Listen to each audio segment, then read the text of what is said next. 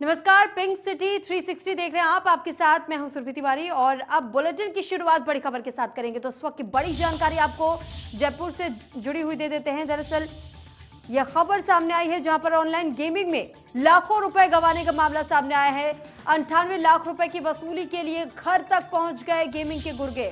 तो पीड़ित के पिता को धमका करके 45 लाख रुपए वसूल लिए गए और ये बड़ी जानकारी इस वक्त आपको दे रहे हैं। बाकी रकम के लिए बेटे को जान से मारने की धमकी दी गई है और ये बड़ी खबर इस वक्त आपको दे रहे हैं। बेटे की सलामती के लिए पिता ने उधार लेकर के वसूल जो रकम थी, रकम को चुकाया गया है। तो फिलहाल ये बड़ी जानकारी आपको जयपुर से जुड़ी हुई दे रहे हैं। दरअसल बदमाशों ने राजा भैया के दुबई से कनेक्शन की धमकी भी दी। पीड़ित गिरिराज सिंह ने करनी विहार थाने में रिपोर्ट दर्ज कराई है। तो गेमिंग में 98 लाख रुपए एक शख्स हार गया और 8 आरोपियों के खिलाफ फिलहाल मामला दर्ज करवा दिया गया। पुलिस कर रही है मामले की जांच। तो गेमिंग में 98 लाख रुपए हारने के बाद से अब उस शख्स को मारने की धमकी दी जा रही है। दरअसल ऑनलाइन गेमिंग खेलते वक्त लाखों रुपए एक शख्स ने गंवा दिए। जयपुर से पूरा मामला आपको बता रहे हैं जहां पर बदमाशों ने राजा भैया के दुबई से कनेक्शन की धमकी भी दी है। साथ ही पीड़ित गिरिराज सिंह ने करनी विहार थाने में इस मामले को लेकर के रिपोर्ट दर्ज करा दी है, जबकि 8 आरोपियों के खिलाफ फिलहाल थाने में मामला दर्ज किया गया है। तो बड़ी जानकारी आपको दे रहे हैं। दरअसल गेमिंग खेलने को लेकर के जो जानकारी सामने आई है, कहा जा रहा है कि लाखों का नुकसान एक शख्स को उठाना पड़ गया है। दरअसल 98 लाख रुपए बताए जा रहे हैं जो कि एक शख्स ने गेम खेलते वक्त अब उसने हार अपनी मान ली और इस हार के बाद से जो गेमिंग के गुर्गे थे वो सीधे घर तक पहुंच गए ताकि इन पैसों को वसूला जा सके। और इसी रुपए की वसूली करने के लिए जब यहां पर बदमाश पहुंचे तो उन्होंने अलग अलग तरीके से धमकाना शुरू कर दिया पूरे परिवार वालों को और साथ ही शख्स को मारने की धमकी भी दी। तो जयपुर से खबर आपको बता रहे हैं, ऑनलाइन गेमिंग में लाखों रुपए गंवाए एक शख्स ने और ये जानकारी सामने आ रही है कि 98 लाख रुपए हार गया ये शख्स, जिसके बाद से बदमाशों ने राजा भैया के दुबई से कनेक्शन की धमकी दी और मारने की धमकी भी दी गई है। तो पीड़ित गिरिराज सिंह ने करनी विहार थाने में रिपोर्ट दर्ज करवा दी है। साथ ही साथ 8 आरोपियों के खिलाफ थाने में मामला दर्ज करवाया गया। आपकी जानकारी के लिए बता दें कि गिरिराज सिंह जो कि शख्स का पिता बताए जा रहे हैं, 45 लाख रुपए चुका दिए गए हैं और साथ ही जो 45 लाख रुपए जो किस्त चुकाई गई है इन गेमिंग के गुर्गों को दरअसल उधारी लेकर के इस किस्त को चुकाया गया है। हालांकि बदमाशों की तरफ से लगातार मारने की धमकी दी जा रही है शख्स को। तो 8 आरोपियों के खिलाफ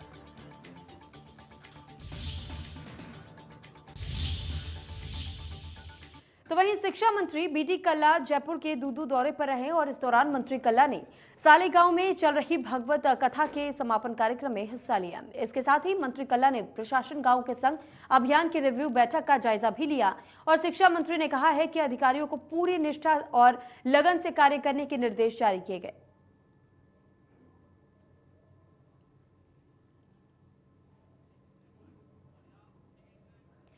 तो वहीं बीजेपी प्रदेश मुख्यालय पर बीजेपी की कोर कमेटी की मीटिंग हुई और लंबे इंतजार के बाद पूर्व सीएम वसुंधरा राजे के पहुंचने पर बैठक शुरू की गई। बैठक में बीजेपी प्रदेश प्रभारी अरुण सिंह, संगठन महामंत्री तरुण चुग, बीजेपी प्रदेश अध्यक्ष सतीश पुनिया मौजूद रहे।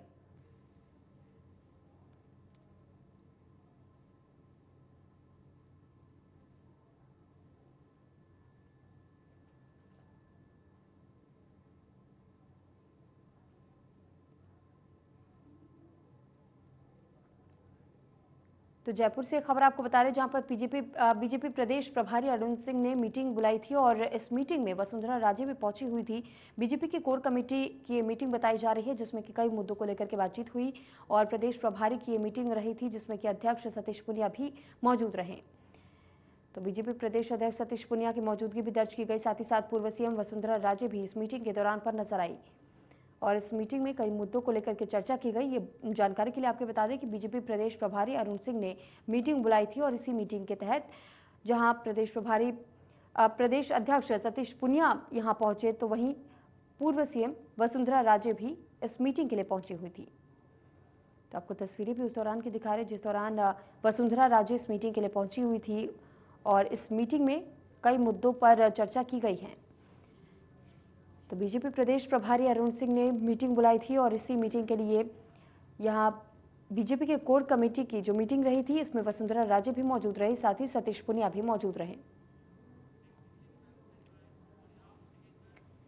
तो ब्राजील में 1 से 15 मई के बीच 24वीं डेफ ओलंपिक पिस्टल शूटिंग अंतर्राष्ट्रीय प्रतियोगिता का आयोजन किया गया था और इस प्रतियोगिता में जयपुर के अभिनव शर्मा ने पूर्व मुख्यमंत्री वसुंधरा राजे से मुलाकात की।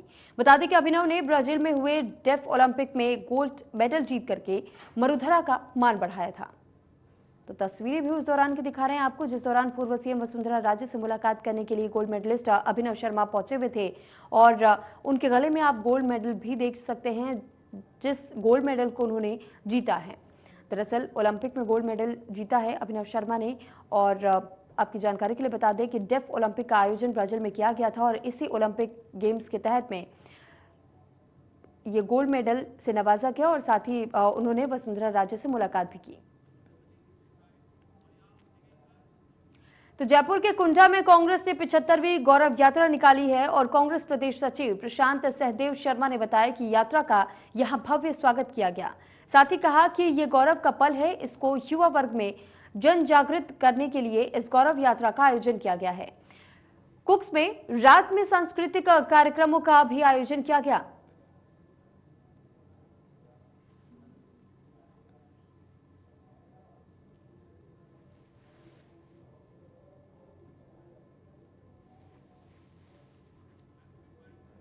आज हम आज़ाद भारत में सांस ले रहे हैं और वो जो गौरवशाली पल है उसको युवा वर्ग में पुनः एक बार लोगों को जागृत करने की दृष्टि से जन जागरण के लिए इस यात्रा को।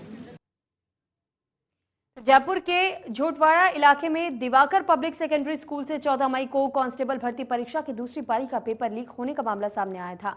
पेपर लीक करने वाले गिरोह में शामिल फरार चल रहे परीक्षा केंद्र वीक्षक मोहन की तलाश में एसओजी की टीम ने 3 राज्यों में दबिश दी। बता दें कि एसओजी ने दिल्ली, उत्तर प्रदेश और मध्य प्रदेश में दबिश की कार्रवाई भी की।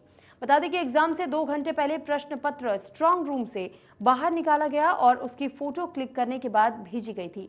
इन तमाम सवालों के जवाब मोहन के गिरफ्तार होने के बाद भी एसओजी को मिल सकेंगे और वहीं मामले में गिरफ्तार किए गए स्कूल डायरेक्टर, प्रिंसिपल, परीक्षा कंडक्ट कराने वाले कंपनी के प्रतिनिधि, स्कूल कर्मचारी और एएसआई से पूछताछ जारी है।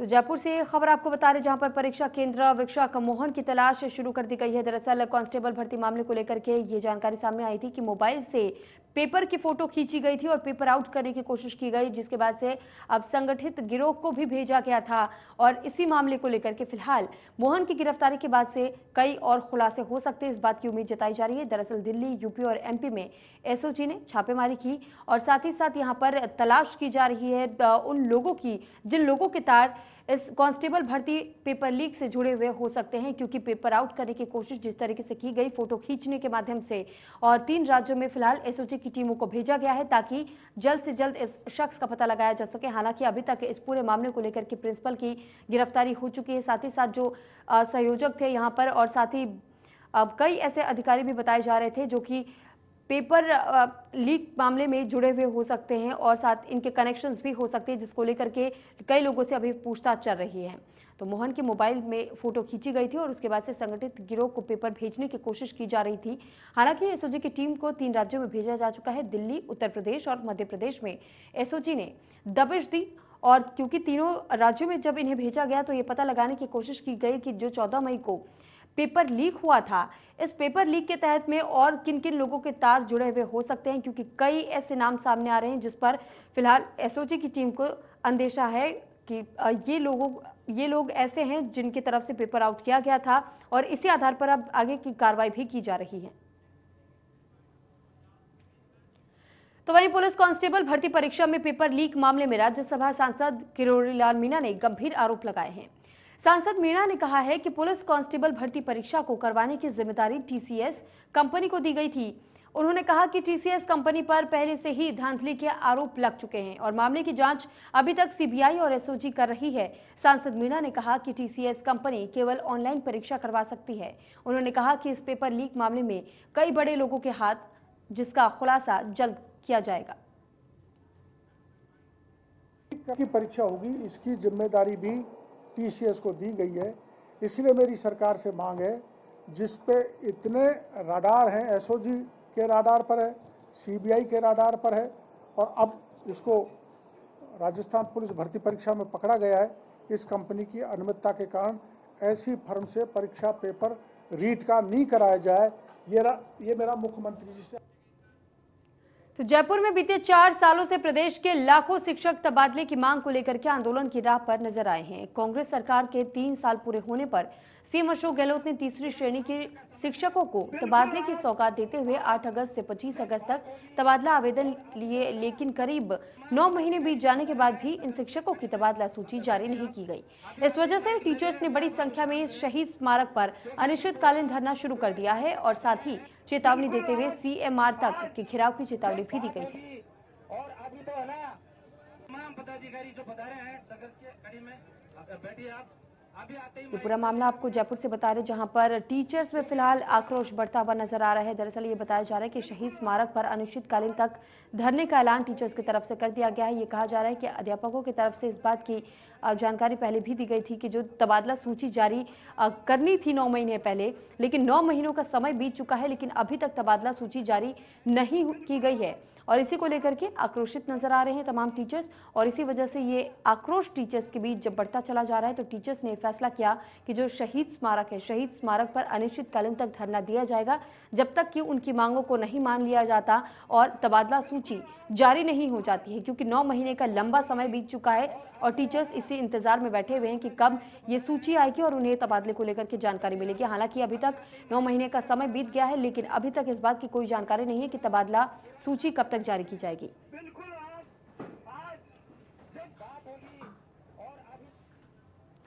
तो जयपुर के फोर्टिस एस्कॉर्ट्स हॉस्पिटल में 37 दिन के बच्चे का किडनी में मूत्र अवरोध के लिए लैप्रोस्कोपिक ऑपरेशन किया गया और बच्चे को प्यूजे ऑब्स्ट्रक्शन नामक बीमारी थी। यूरोलॉजी और किडनी ट्रांसप्लांट विभाग डॉक्टर संदीप गुप्ता का कहना है कि अगर बच्चों को समय पर इलाज नहीं मिलता तो उसकी जान को खतरा हो सकता था। बता दें कि इस बीमारी में बच्चों में पेट में बार बार दर्द, खाने में मुश्किल, मूत्रनली में संक्रमण, बहुत सारी गंभीर बीमारियों का खतरा बना रहता है।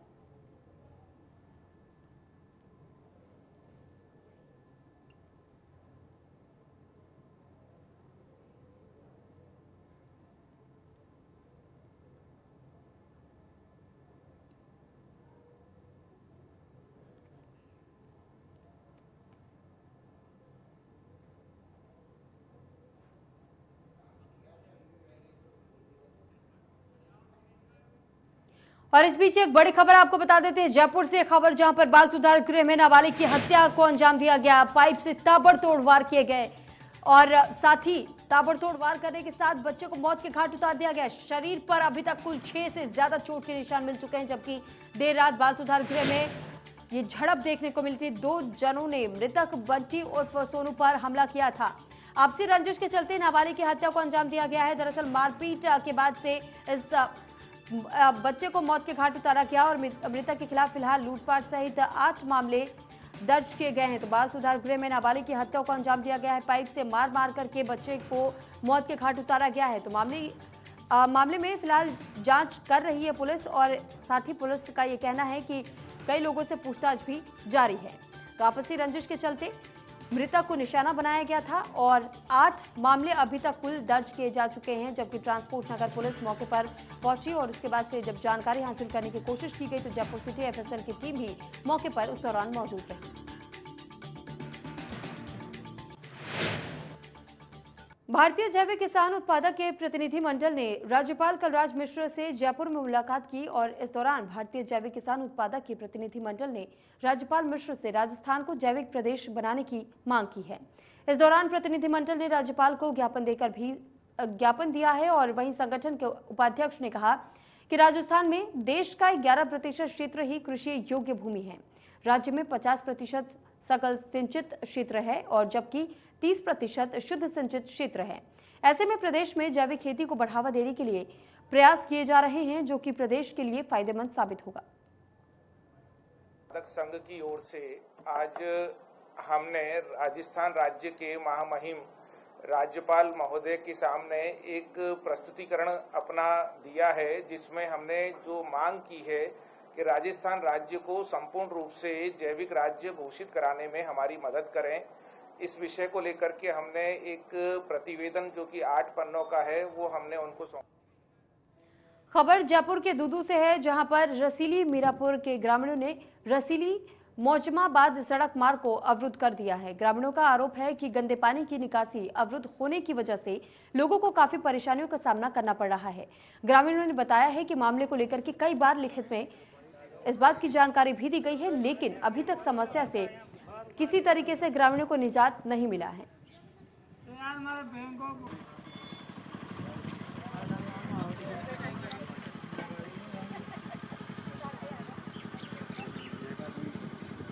दूर से ये खबर आपको दिखा रहे हैं, जहां पर ग्रामीणों ने जाम कर दिया सड़क को। दरअसल ग्रामीणों की ये मांग थी कि पानी निकासी की जो समस्या उनकी बरकरार है, वो कितने लंबे समय से ग्रामीणों की तरफ से इस बात की शिकायत दर्ज कराई जा रही है, लेकिन पानी निकासी को लेकर के कोई व्यवस्था नहीं की जा रही, जिसकी वजह से ग्रामीण आक्रोशित नजर आए और साथ ही उन्होंने सड़क को जाम करना वाजिब समझा।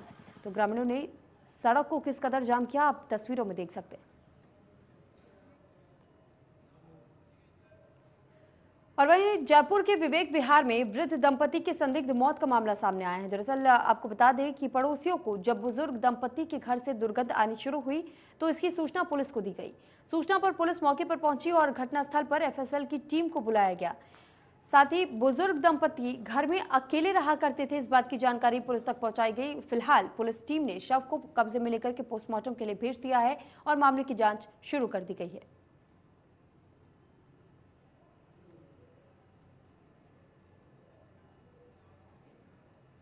तो जयपुर के दूदू की मौजमाबाद पुलिस के हाथ बड़ी सफलता लगी है। बता दें कि पुलिस ने अपहरण कर हत्या मामले का खुलासा करते हुए एक आरोपी को गिरफ्तार कर लिया है और वहीं पुलिस ने उक्त मामले में एक नाबालिग को भी निरुद्ध किया है। दरअसल मामला 11 मई का है, जहां पर मौजमाबाद थाना क्षेत्र के गुरसयापुर में आरोपी ने बारात में आए युवक को अपहरण कर लिया था और युवक के साथ मारपीट करके फरार भी हो गया था।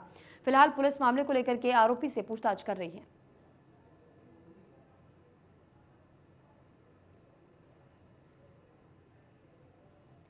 तो दूदू से खबर आपको बता रहे हैं। दरअसल एक आरोपी को फिलहाल पुलिस ने गिरफ्तार कर लिया है, हालांकि एक नाबालिग को निरुद्ध भी किया जा चुका है।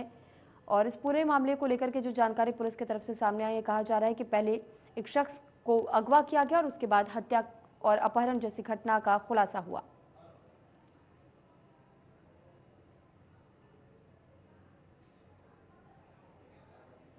जयपुर के फोर्टिस एस्कॉर्ट्स हॉस्पिटल में 37 दिन के बच्चे का किडनी में मूत्र अवरोध के लिए लैप्रोस्कोपिक ऑपरेशन किया गया। बच्चे को प्यूजे ऑब्स्ट्रक्शन नामक बीमारी थी और यूरोलॉजी और किडनी ट्रांसप्लांट विभाग डॉक्टर संदीप गुप्ता का कहना है कि अगर बच्चों को समय पर इलाज नहीं मिलता है तो बच्चे की जान जा सकती थी। लेकिन बता दें कि इस बीमारी में बच्चे में पेट में बार बार दर्द, खाने में मुश्किल, मूत्रनली में संक्रमण, बहुत सारी गंभीर बीमारियों का खतरा बना रहता है। हम लोग आपके साथ एक रेयर केस शेयर कर रहे हैं, जिसमें एक बहुत ही कॉमन बीमारी का हम लोगों ने ट्रीटमेंट किया। ये बच्चा हमारे साथ है जो कि 37 दिन की उम्र का जब था, तब हमने इसकी किडनी की रुकावट का ऑपरेशन दूरबीन पद्धति से किया, मतलब लेप्रोस्कोपिक टेक्निक से किया। बच्चों में ये एक जन्मजात बीमारी है जिसमें किडनी के पाइप में रुकावट की परेशानी होती है और इसको अगर ठीक नहीं किया जाए तो बच्चे को लक्षण भी आते हैं, पेट में दर्द होना, यूरिन का इन्फेक्शन होना या धीरे धीरे किडनी का खराब हो जाना। तो जितना जल्दी इसका ऑपरेशन किया जाए उतना अच्छा है, पर इतने छोटे बच्चे में लेप्रोस्कोपिक टेक्निक से ऑपरेशन करना बहुत ही मुश्किल और चुनौतीपूर्ण होता है। इस चुनौती को हमने एक्सेप्ट किया और जो लेप्रोस्कोपिक सर्जरी के सभी एडवांटेजेस हम बड़े मरीज़ों को देते हैं या बड़े बच्चों को देते हैं, वो सारे एडवांटेजेस इस बच्चे को मिले हैं। इसके पेट पे निशान अच्छे हैं, बहुत छोटे छोटे निशान हैं। इसको ऑपरेशन के बाद दर्द नहीं हुआ और बाद में जब टेस्ट करवा के देखा गया तो उस किडनी में कंप्लीट।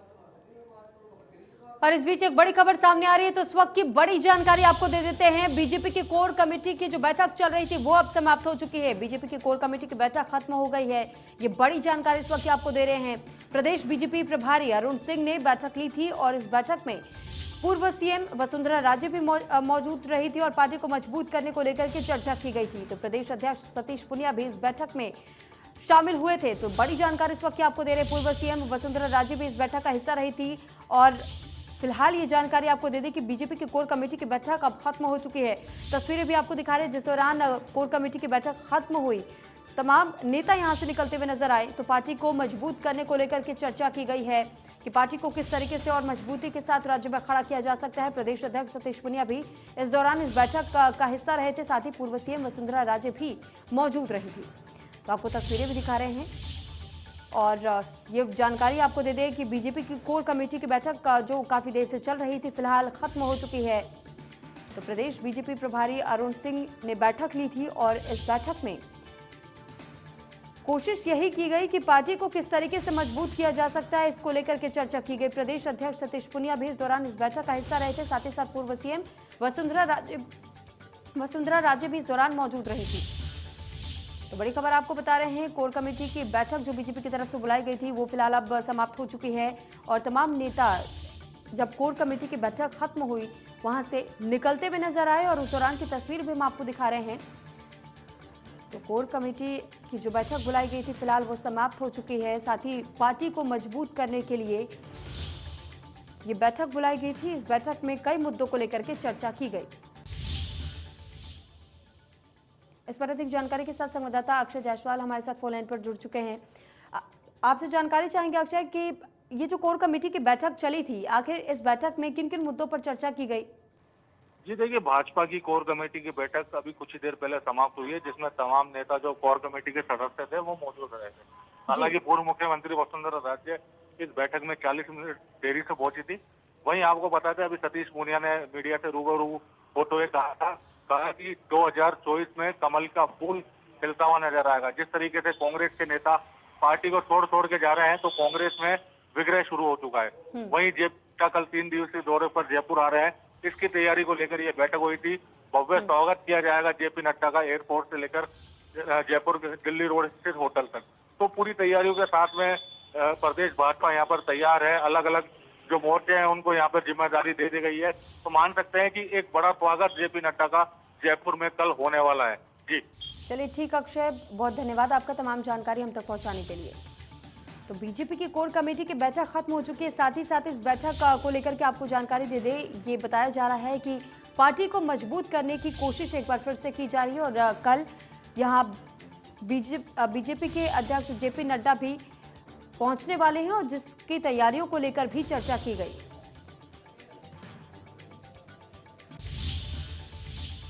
और इसी के साथ फिलहाल इस बुलेटिन में इतना ही। आप बने रहिए इंडिया न्यूज राजस्थान के साथ। नमस्कार।